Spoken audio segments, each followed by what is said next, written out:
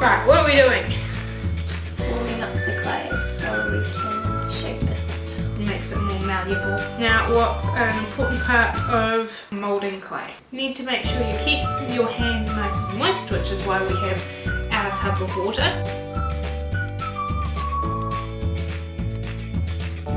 We also have a whole bunch of different tools that you can just find around the house to help the creating of our sculpture, and we also have a solution made up of water and clay to help join pieces together. So you can pretty much use whatever you've got at home or in the classroom to make different patterns and shapes. It doesn't have to be expensive equipment. Yeah.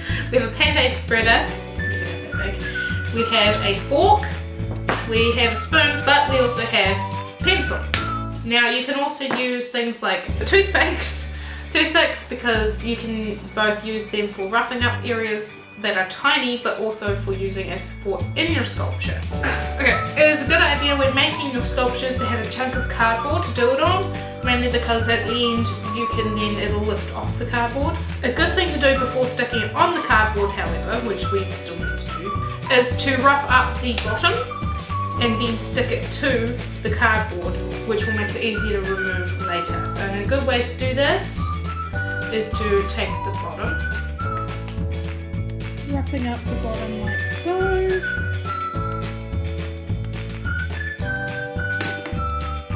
and stick it down. This will help it to stay in place, and then squeeze and push it down up. Using different tools, you can use it to smooth off areas that you would like to be smooth, and also to do designs.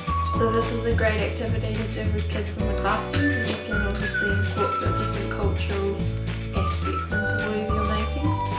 So in a previous lesson we made tanifas from the Maori mythology. Maori mythology. So a way to incorporate this into the design is you could use smaller items such as for us the pate spreader, to draw different designs in or to help create the patterns of the taniwha. Also, you want to make sure that you keep wetting the clay, and because if you overwork it, it becomes very dry and hard to do. I'm going to do the weirdest lead.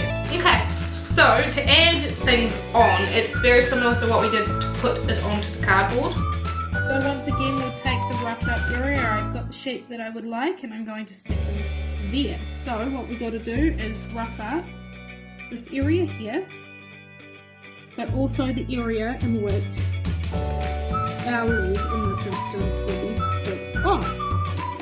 Then we take a little bit of our paste, put it on there, and put it on there, and then we push it together with force. Make sure it's nice and on there.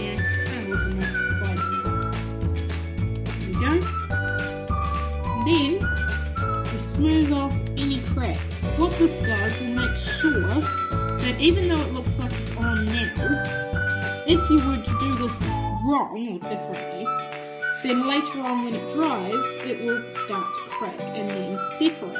But because we've done it this way, it'll make sure that, using different tools, that it will not crack off the hard. When you're going to dry your paste, it is a good idea to take it and put it somewhere not directly in the sun, because you want to dry it slowly. What happens when it dries fast is the cracks in the paste will come out way more prominent, and that also causes things to crack and break. So it's a good idea to put it somewhere out of direct sunlight and let it dry naturally instead of trying to dry it fast. Once it is dry, go ahead and paint it. Our taniwha is just a little bit dry because we overworked the clay and didn't wet our hands enough. So make sure when you are doing your paste that your hands are nice and moist, because the clay will take the moisture out of your hands. You can also save the clay in Glad wrap and it will last for a few weeks. So you can reuse it. Yeah. But if you do get the clay out, it's a good idea to try and use it as soon as possible. Here is a picture of one that we made previously. And the good thing about clay is this is your design and your specialty, so you can make it however you wish as well. You don't have to do a taniwha. In this instance, we gave it as an example because it is a good way to incorporate Maori culture into the classroom. And that's clay making. Thanks for watching. Thanks for watching.